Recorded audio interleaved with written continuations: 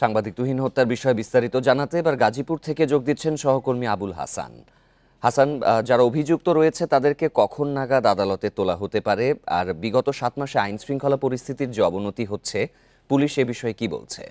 দেখুন, গত ৭-৮ মাসের যে পরিসংখ্যান আমরা পেয়েছি তাতে দেখা গেছে যে গাজীপুরে ১০৪ জন হত্যাকাণ্ডের শিকার হয়েছেন এবং এখানে ১০৪ জন মানুষকে কিন্তু হত্যা করা হয়েছে। আজকেও আমরা যেটি দেখেছি যে শ্রীপুর এলাকায় মাওনা ফ্লাইওভারের নিচে একজন যুবককে ছুরিকাঘাতে হত্যা করা হয়েছে এবং এই ঘটনায় ২ জন আটক আছে। পাশাপাশি সিটি কর্পোরেশনের চাপুলিয়া এলাকায় রেল ব্রিজের নিচ থেকে একজন অজ্ঞাতনামা নারীর লাশ উদ্ধার করা হয়েছে। গতকালও কিন্তু এ ধরনের খুনের ঘটনা ছিল।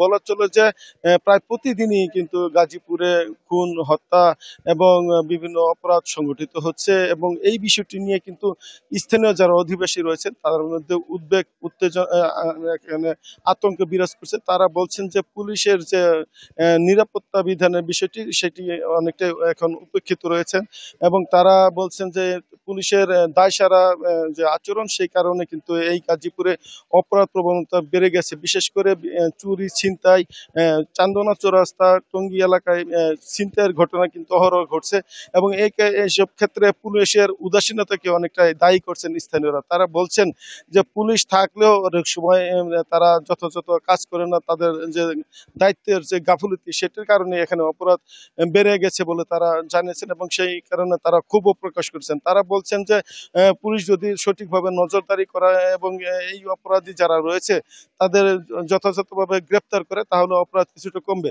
এবং তারা আরেকটি বিষয় বলছেন যে যেই অপরাধীকে গ্রেপ্তার করা হয় সেই ক্ষেত্রে অনেক সময় তারা জামিনে বের হয়ে যায় দ্রুত এবং এই জামিনে বের হওয়ার পরপরই কিন্তু তারা আবার ফের অপরাধে জড়িয়ে যায়। আমরা যেটি দেখেছি যে আজকে যে ৭ জনকে এখানে পুলিশ বলছে যে তুহিন হত্যাকাণ্ডের সাথে জড়িত, এরা কিন্তু অনেকে পেশাদার ছিনতাইকারী এবং পুলিশ বলছে যে এদের বিরুদ্ধে অনেকের একাধিক মামলা রয়েছে এবং পুলিশ বলছে যে যে আসাদুজ্জামান তুহিন হত্যাকাণ্ড এই ৭ জনকে আদালতে নেওয়া হবে এবং রিমান্ড চাওয়া হবে এবং দ্রুততম সময়ে অন্তত ১৫ দিনের ভিতরে যাতে চার্জশিট দেওয়া যায় সেই নিশ্চয়ই আইন বিষয়ে তারা শৃঙ্খলা পরিস্থিতি দ্রুত নিয়ন্ত্রণে আসুক, এটাই সকলের প্রত্যাশা। গাজীপুরের পরিস্থিতি জানাচ্ছিলেন সহকর্মী আবুল হাসান।